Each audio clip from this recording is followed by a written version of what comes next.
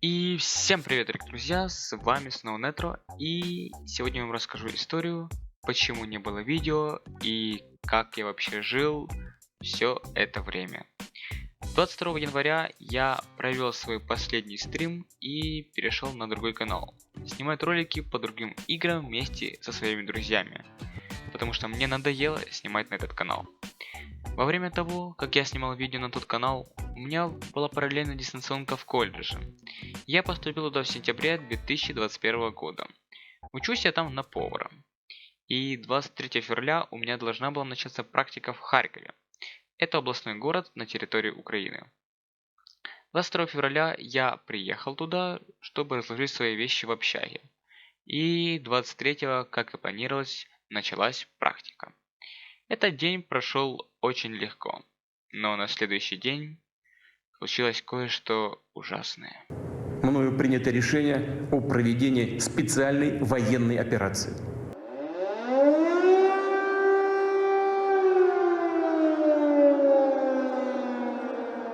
Ми вводимо воєнний стан на всій території нашої держави.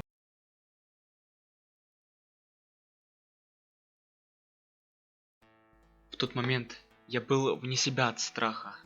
Когда дрожали стекла в моей комнате, то мое сердце начинало биться с бешеной силой.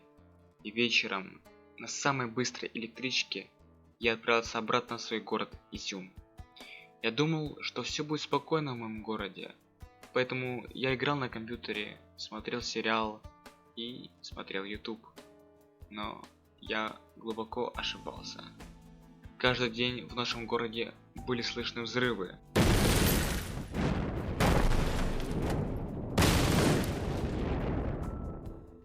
Интернет больше не работал. В начале марта нам отключили воду, а газ еще в конце февраля. Мы готовили кушать в мультиварке, так как это был единственный вариант.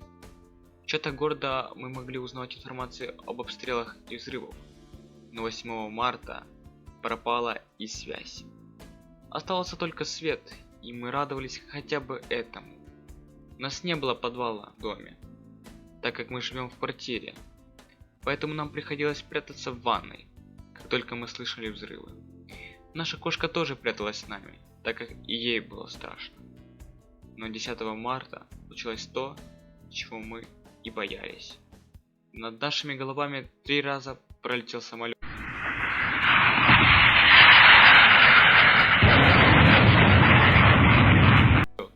И после 3-го раза свет потух.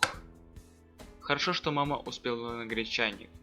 Так мы хотя бы могли поесть, потому что потом мы целый день ходили голодные. На улице начало холодать, несмотря на то, что было уже начало весны. На следующий день мы с дедушкой пошли за кирпичами, чтобы сделать из них что-то похожее на печку для костра. Мы нашли пару кирпичей, и я смог построить небольшую печечку. Сначала костер у меня не выходилось разжечь, но спустя пару попыток мне все-таки удалось это сделать. Мы с мамой сварили макароны и насладились этой пищей. Дальше мне предстояло искать дрова по всему городу. Конечно, мы с дедушкой взяли дрова, которые были в доме у одной соседки, но их было очень мало. Мы понимали, что без света нам предстояло прожить долго, поэтому нужно было запасаться дровами. Я искал где только мог, собирал разные маленькие палочки, пытался рубить их, пилять, но дрова были нужны. За это время я научился рубать дрова, так как раньше этого совершенно не умел. 18 марта ко мне пришел дедушка и попросил мой телефон, сказав, что может отдать одной женщине, чтобы она могла его зарядить. Я, конечно, мог зарядить и в другом месте, но это стоило целых 100 гривен, а это большая сумма. Также там продавали 10 литров воды за 5 гривен, и дедушка нам иногда ее привозил. Я отдал дедушке свой телефон и вместе с зарядкой, и через 2 дня он его принес обратно. Он зарядился всего лишь на 60%, но и этого могло хватить, чтобы поговорить по телефону. Мне пришлось подняться на высокую гору под названием Кремянец. И там у меня словила связь, я очень обрадовался и тут же позвонил своему отцу, так как он остался в Харькове работать. Я разговаривал с ним около часа, и когда мы собирались уже прощаться, летел российский самолет. Он выпустил 3 ракеты недалеко от того места, где я находился. В тот момент я думал, что умру, и уже попрощался с жизнью.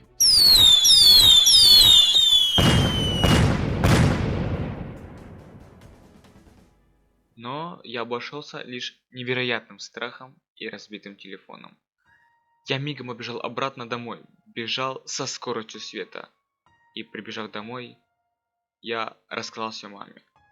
Но на следующий день я еще раз ходил туда, чтобы сказать своему папе, что со мной все в порядке. 26 марта, часов в 5 вечера, когда мы с мамой варили на костре борщ, к нам зашли российские войска. Техника ехала по дороге, а пехота шла по улице.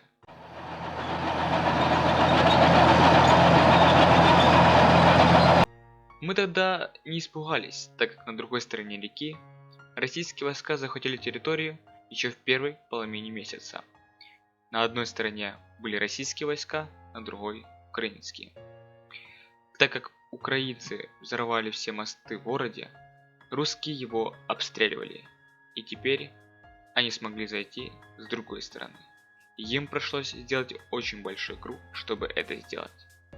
Но они смогли. Они нам давали гуманитарку, но очень-очень редко. Из-за обстрелов я боялся ходить звонить. Но 24 апреля я взял свое мужество в кулак и пошел на самый верх. Там я словил связь и интернет. А на следующее утро, в 6 утра, к нам во двор прилетел кассетный снаряд и побил пару окон. Нам пришлось собирать все стекла и нести на мусорку. Все убрав, я хотел сходить на Кремянец позвонить, но люди, идущие оттуда, сказали, что связи нету. И я понял, что русские ее заглушили, так как просто так она пропасть не могла. В мае месяце она появилась на пару дней, даже был интернет, но потом снова пропала. В июне месяце связь была, но очень плохая. Люди дозванивались через раз. И я решил пойти утром на Кремянец, до комендантского часа. И придя туда в 6 утра, а комендантский час в 7, я словил связь и даже интернет. А как только комендантский час закончился, связь сразу ухудшилась, и интернет пропал. В начале июня нам дали воду, и это намного спростило жизнь, так как до этого нам приходилось ходить в колодец за водой, а это было не очень-то и легко. Но вода была не всегда, периодически ее отключали. И в конце июня нам дали и свет. Я стал сидеть в компьютере почти целое время. А до этого я читал книги и прочитал аж целых 10 книг. Это на 10 больше, чем за всю жизнь. Интернета также не было, поэтому я смотрел фильмы и мультики, но на дисках. Также была пара игр, в которые я играл. Например, Outlast. Иногда мы собирались с друзьями в одной квартире и играли в Монополию или в Майнкрафт. И это было интересно. Я даже пару дней жил у своего друга, потому что хотел пожить отдельно от мамы вместе с сестрой. Позже я стал ходить на Кремянец чаще и ловить связь. Она была плохая, но мне приходилось туда ходить, чтобы дозвониться своему папе. Но об мобильном интернете речи могло и не идти. А на эту гору было достаточно опасно ходить, так как туда прилетали иногда кассетные снаряды, из-за которых погибали люди. Но я брал всю свою волю в кулак и рисковал жизнью, чтобы пойти позвонить. И так продолжалось до конца лета. Во второй половине августа я решил поехать в Россию учиться на танцора, потому что не знал, что будет дальше и как дальше жить. Не надо писать, что я предатель, так как сейчас я живу в Украине. Я пытался пару раз выехать в Харьков через один город, но ни разу у меня не получилось. Первый раз папа заплатил деньги одному мужичку, он скинул ему их на карту, и тот мужичок больше не отвечал. Как вы понимаете, он просто не приехал. И второй раз это была эвакуация. К нам приехало в город 3 автобуса, я сел в один из них и поехал. Я думал, что все-таки получится это сделать. Но на выезде с Изюма нас остановила военная полиция. Я не знаю, откуда они, может это из Луганска. Но они нас остановили и вернули обратно. И они стояли, нас долго проверяли. Потом сказали, что в Купянске были обстрелы. И нас просто не пустили. Купянск это тоже город в Украине, как вы понимаете. И поэтому мне пришлось вернуться домой и ждать конца августа. Я даже не думал, что поеду в Россию. Но я захотел начать танцевать, потому что здесь у меня никаких перспектив не было. И я начал ходить в спортзал, заниматься танцами. Я занимался до конца августа, и 30 августа я уже поехал в Россию. По пути меня 3 раза стошнило. Не очень хорошая новость. Когда я приехал, то разместился в пункте временной дислокации для беженцев.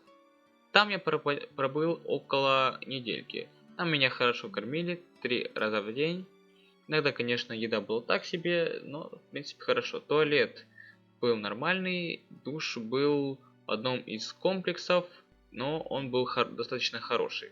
Когда я смог поступить в университет, к сожалению, я поступил не в тот университет, который должен был, так как набор на танцора уже был закрыт. И я всем сердцем радовался, когда в мой город пришли украинские солдаты в начале сентября. Но мне было так грустно, что меня там не было. Я верил, что они придут, но не думал, что так рано. Поэтому я учился в университете, ходил в компьютерный клуб, чтобы поиграть, сходил скупляться и, в общем, жил неплохо.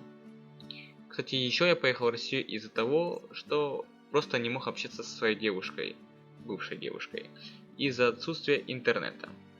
Но она мне изменила, когда я уже был в России, поэтому она уже в прошлом. Так вот, так прошла вся осень. Она была не очень-то интересная, просто учеба, потом дистанционка, так как начали Россию обстреливать. Я был недалеко от Белгорода, кто знает.